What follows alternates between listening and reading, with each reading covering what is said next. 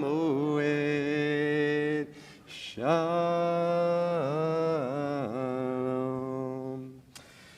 So two beggars are sitting side by side in St. Peter's Square in front of the Vatican. One has a cross in front of him, the other has a Star of David. Many people go by and look at both beggars, but only put money into the hat with the beggar with the cross in front of him. The priest comes by, stops and watches, goes over to the beggar behind the Star of David and says, "My poor fellow, don't you understand? You're at the center of the Catholic world. People aren't going to give you money if you sit there with the Star of David, particularly if you're sitting next to the guy with the cross. Maybe they'll give it to him just to spite you." The beggar behind the Star of David listened to the priests, thought about it, turned to the other beggar with the cross and said, "Moshe, look who's trying to teach the Goldstein brothers about marketing," right? We Jews may be small in number, but we are a mighty bunch, right? We have succeeded far beyond anybody could have expected. Marketing, economics, business, right? We are known for having a disproportionate representation in the world. I mean, as Ralph said earlier, we're on a good day, Ralph, 15 million, more like 13 million, somewhere in between. In a world of roughly 7 billion people, that's less than 1%.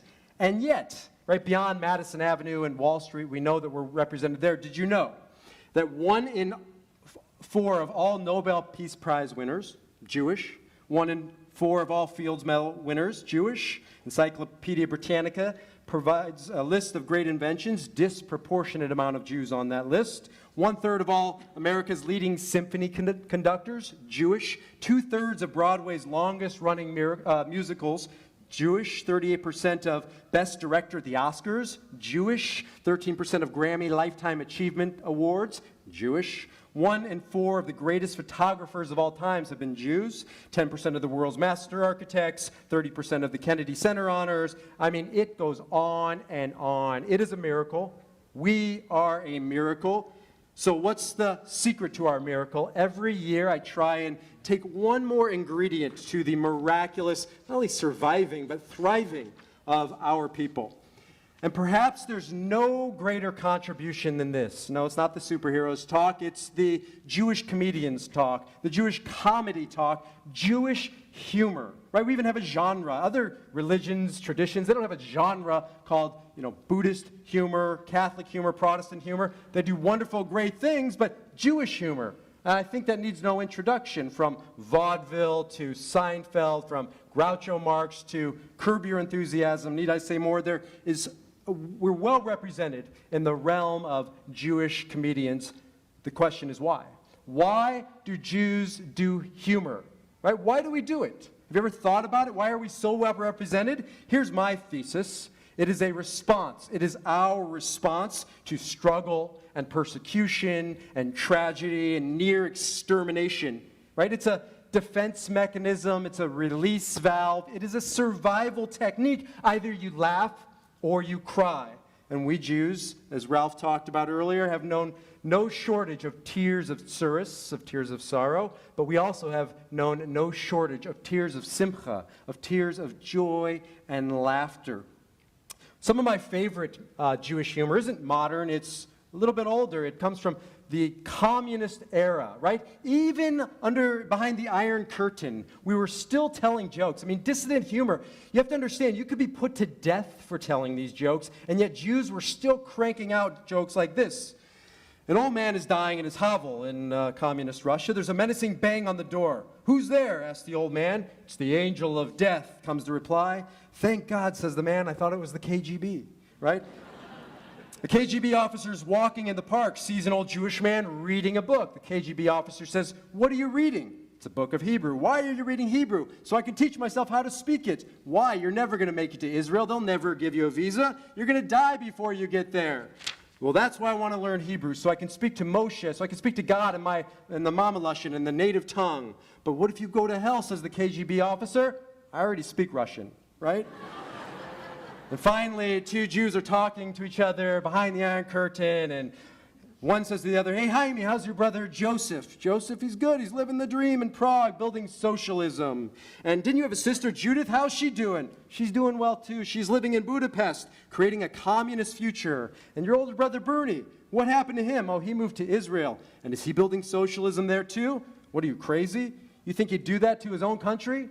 Right? These are jokes that you have to understand. It was almost a rebellion to share these jokes. It was an insurrection, a quiet one, but an insurrection nonetheless. And I believe ultimately it was a stance. It was a position. You know, there are jokes that came out of Nazi Germany by Jews because this is what we've done. In the darkest of times, we have made this stance almost as a declaration to never lose your way, right? Never lose hope. Never lose sight of life's joys, life's happiness and laughter, even in the darkest of times. Never allow anyone to imprison your hearts. Telling jokes and having humor in those tragic moments is really a way of saying, I have an open heart, we have an open heart. Because from a Jewish perspective, if you lose your open heart, you're as good as dead. And in many ways, if your heart is closed, you really already are. And this is what the Torah, at least the Genesis stories, boil down to. I mean, think about it.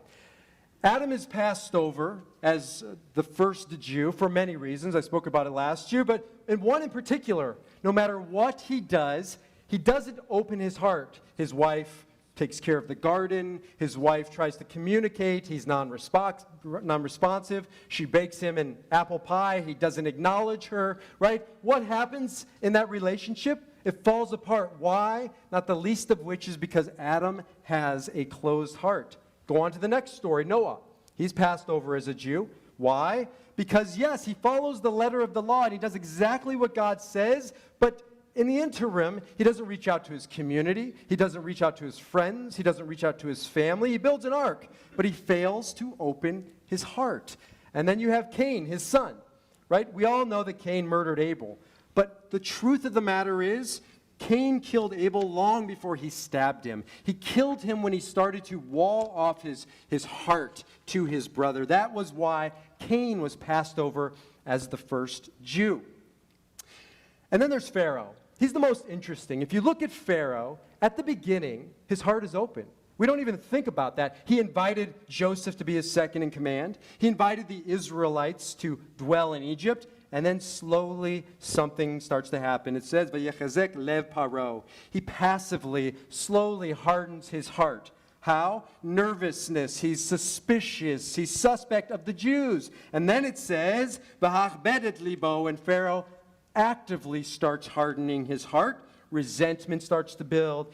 Anger starts to grow. Animosity starts to take place. And then we read, right, the final warning, "Vayechazek Adonai lev paro."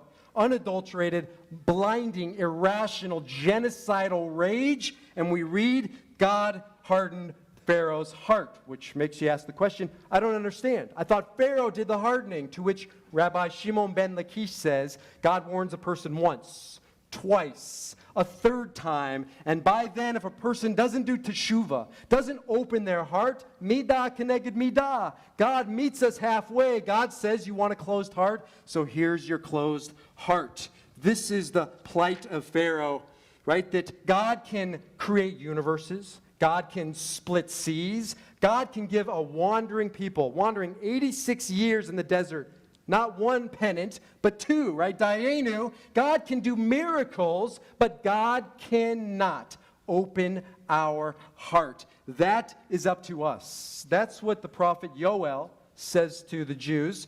He says the following. No matter how dark the times might be, no matter how far you have strayed, no matter how closed your hearts might be, he says, V'gam ata na'um Adonai, shuvu adai bechol levavchem uvetzom uvechi uvemispadi. What does God want from you?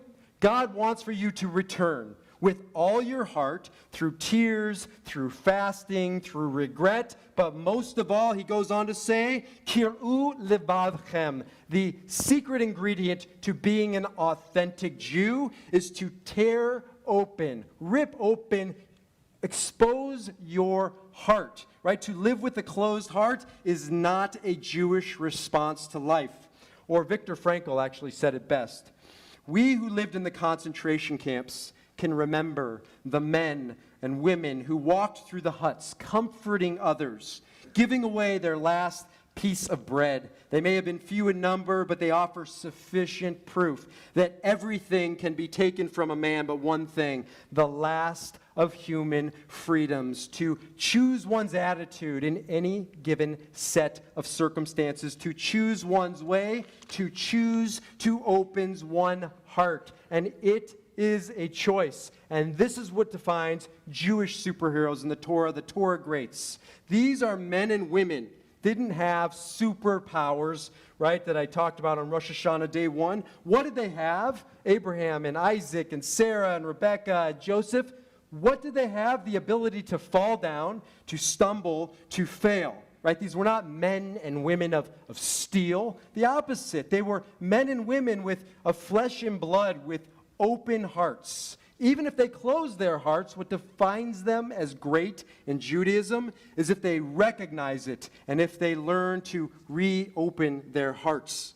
So this is the question, right? How do we respond to life's challenges, to life's tragedy, to life's darkness when it is thrust upon us? Do we close our hearts, or kir'u levavchem? Do we learn to open them? It's a really easy concept, like everything in life. It's really easy for me to stand up here and talk about, but it's incredibly hard to do, and we all make mistakes. I certainly do, right? We forget. I try to remember, I meditate, I pray, I do yoga, I write, all of these things, and I remember, and then I forget, and then I remember, and then I forget. And life opens your heart for you sometimes through tsuris, through suffering, through betrayals that you have done or other people have done to you. Or sometimes it's simchas, joyous moments and life cycle events, and watching a beautiful moment with your children or your grandchildren. Your heart is just open. We say kvelling, right? This happened to me. As Ralph mentioned, he gave away my sermon a little earlier. I recently went to Israel with about 35, 40 of you, and many of you joining us online. And it was a truly heart-opening moment. I found this quote that summed up my experience there. I lived there for 3 years. I never felt that way as I did this previous trip. Rabbi Solomon Sharfman says, tourists ask, why are there so many rocks in Israel? I mean, you have to ask yourself the question. There's rocks everywhere, right? The Israeli responds, because whenever a Jew comes here, a stone falls away from her heart. And that was my experience. I kept hearing the book title of a rabbi of mine, Rabbi Danny Gordis, If a Place Could Make You Cry. I mean, think about that. What places make you cry? You know, if you go to the south of France and you're on a vineyard, it's beautiful, it's wonderful. I'm not sure that it would evoke tears. If you go to Miami Beach in the dead of winter, it's an amazing escape, right?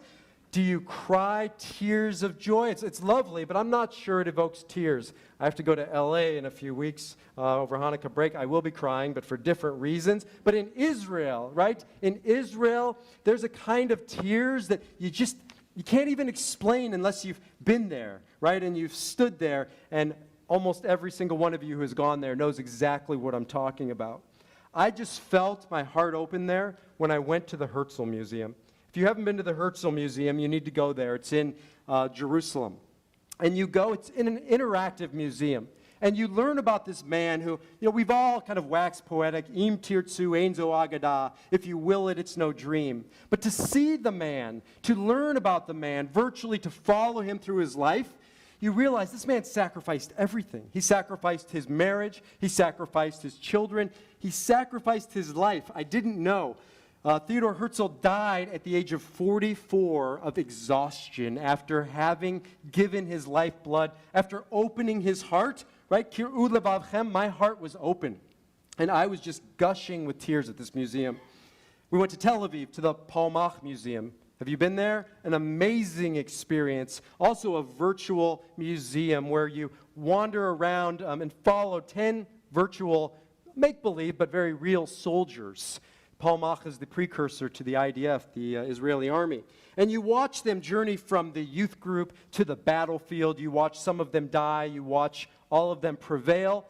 And it is a Kleenex moment. I looked over and it was either Steve Hamelberg or David Rosenberg. Somebody was going through the Kleenex left and right, and I was right there with them. Kir'u levavchem. I just felt my heart opened, and thinking to myself, I never want to forget this feeling. I never want to lose my open heart.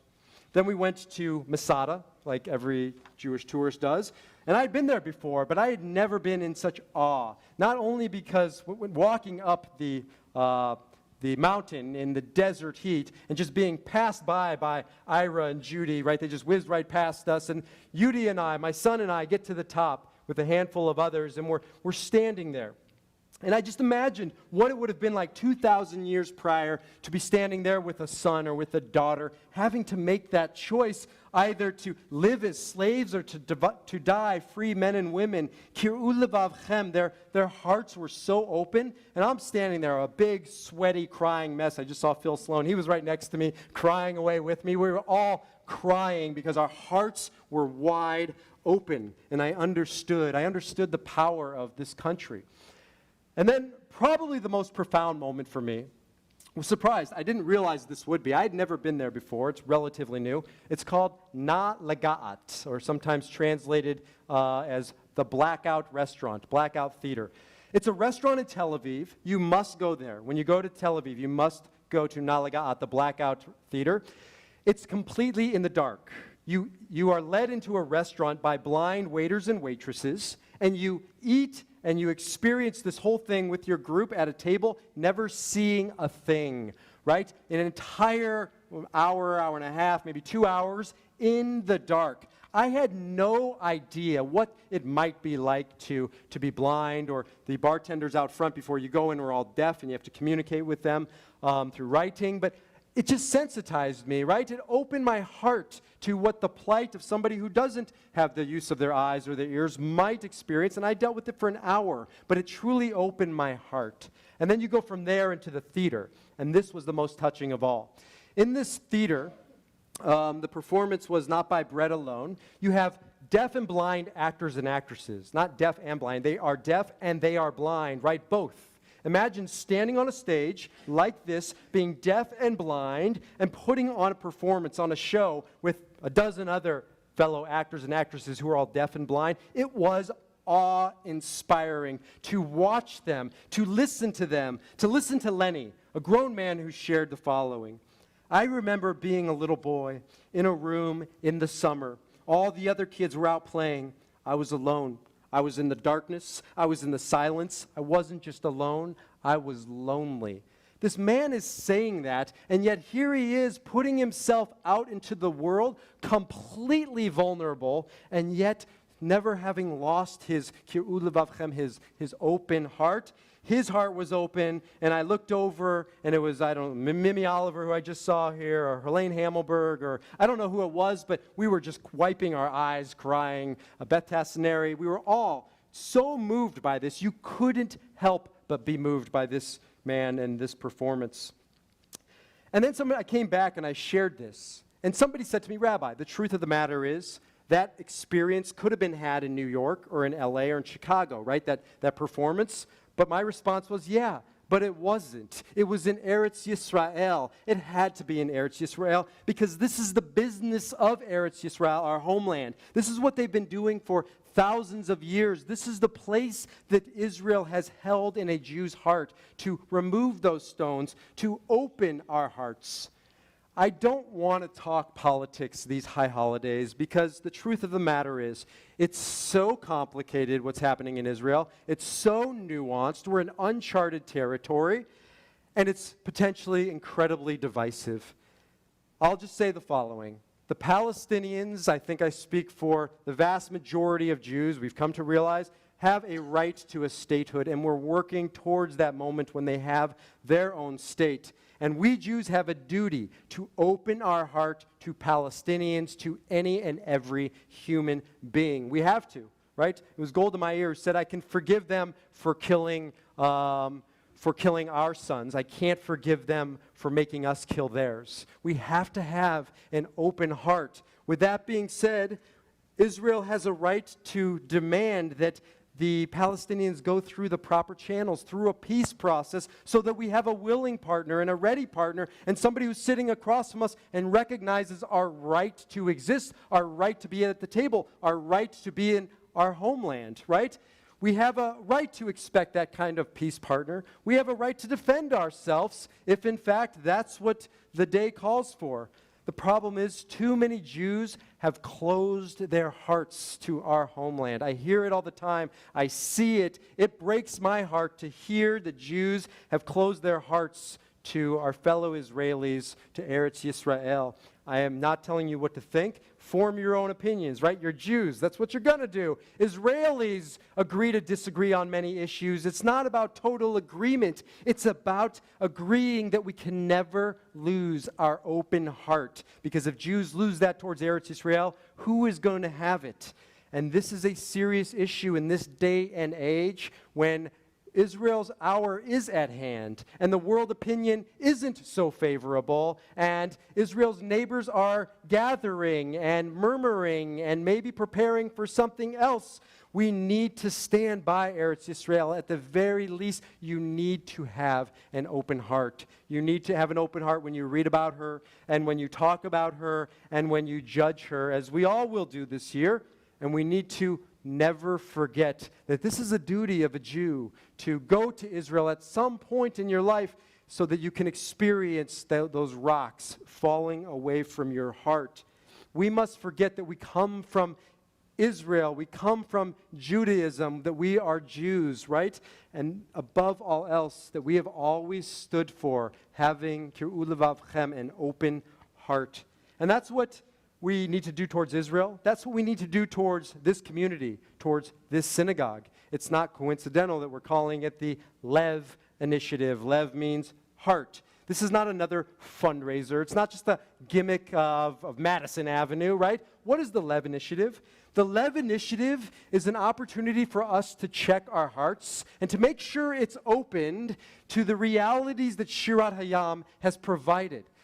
I sometimes think that we start to take things for granted here of just how awesome, excuse me, I need a drink, this place is, right? Just how awesome it is that two dying, merging congregations could get over the hump 6 years ago, right? We weren't all exactly getting along, playing nicely, but here we are today. Nobody talks about former Temple Bethel and former Temple Israel. We're congregation Shirat Hayam. We can't forget how awesome that is, that we are leading the edge for other congregations who are looking to merge, to reimagine themselves for the future.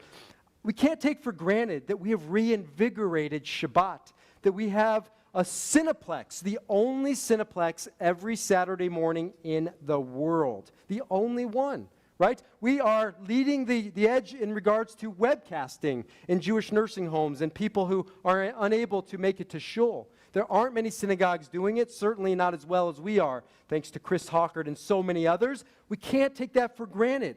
We can't forget that we have the Ruach Rally and the Healing Chavarah. We have a Shabbat cafe, a Shabbat lunch every single week to create Kehillah, to create community. And it's the most important part of the day. Why? Because it's an opportunity to come together, to reconnect, and to open our hearts. That's the business of Shirat Hayam. Right? What does it mean to be an authentic Jew, which I've talked a lot about? It's not about kashrut or Shabbos or any of the other. Those are important ingredients. I believe in it. I do those things, but above all else, it's to have an open heart, not the least of which is to our congregation, to Shirat Hayam. So I want you to just take a few moments over the next 24 hours and think about the magic of this place and how much it has brought to our lives, to the hearts of others, and consider finding an area that you're passionate about that opens your heart and sustain it, because without your sustenance, without your sustaining it, we can't continue indefinitely forever. We need you to open your hearts so we can continue to go out into this community and the world to open the hearts of others.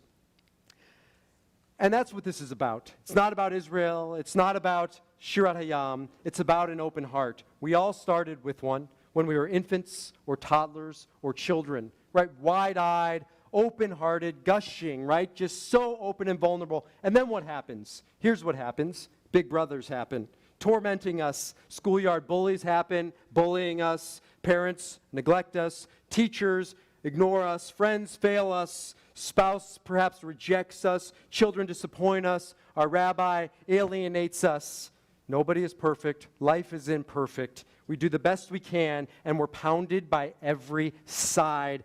Each and every slight, each and every kick, each and every bruise makes us put another brick and another brick and another brick, walling off our hearts. It's natural. There's nothing wrong with doing that. Judaism, in a nutshell, is this: to take us from the natural to the supernatural. Supernatural is not esoteric. Supernatural is not meditating and ascending to the heavens above. What is supernatural? To go beyond nature, to go beyond our natural instincts, to go beyond our fear and closing down our hearts. That's what it means to be supernatural. That's what Judaism calls for us to do, and that's what we're doing tonight and tomorrow. We're attempting to go beyond our nature, beyond our fear, beyond our closed heart, and to kir'u levavchem, to somehow, some way, find an open heart. This is what we're doing here. There isn't a single person here who hasn't walled off their heart to somebody,